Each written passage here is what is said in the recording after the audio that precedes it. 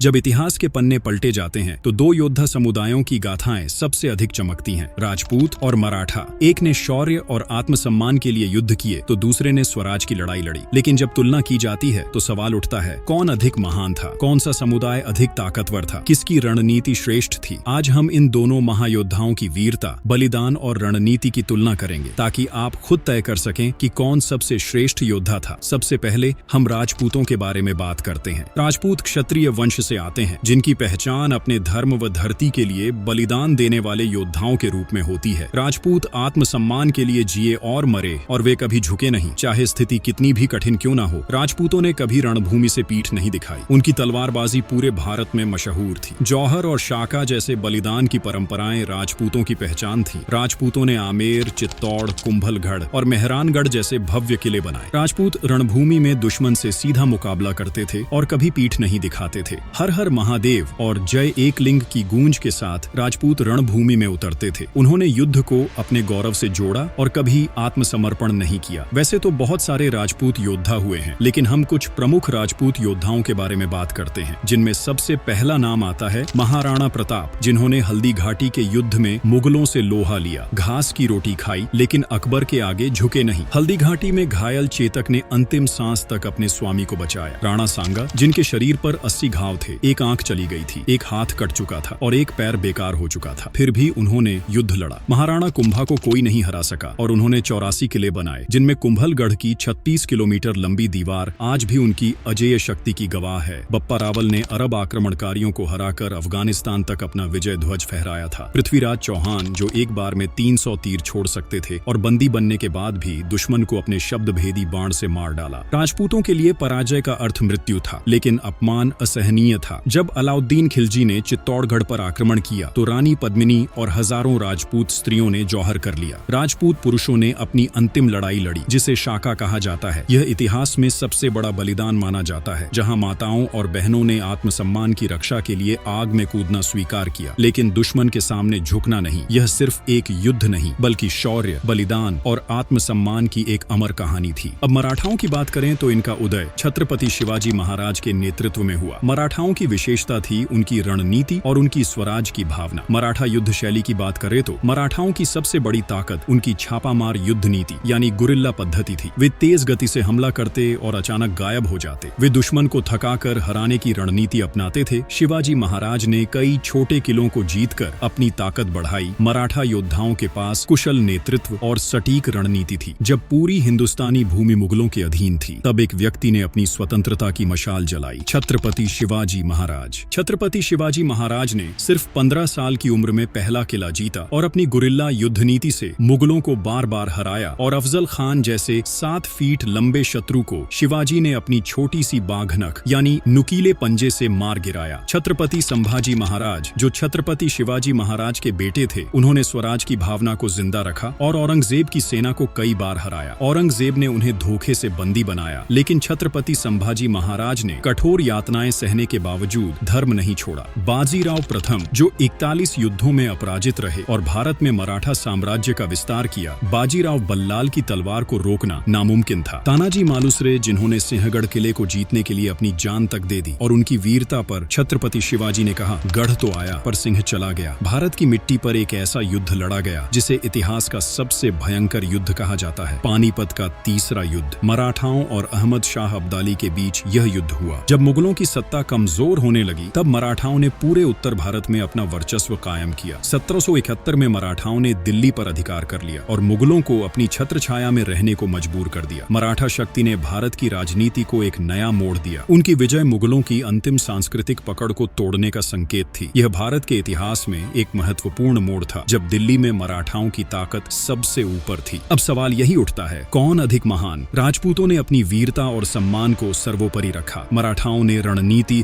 और चतुराई से विजय पाई। दोनों की कहानियां प्रेरणादायक हैं और भारत के इतिहास को गौरवशाली बनाती हैं। इसलिए यह कहना गलत होगा कि कोई एक ही श्रेष्ठ था। हमें गर्व होना चाहिए कि हम ऐसे योद्धाओं के वंशज हैं। आपको किसकी वीरता सबसे ज्यादा पसंद आई, राजपूत या मराठाओं की? हमें कमेंट सेक्शन में जरूर बताइएगा। अगर आपको यह वीडियो पसंद आई तो लाइक करें, कमेंट करें और हमारे चैनल को सब्सक्राइब करें। जय भवानी, जय राजपूताना।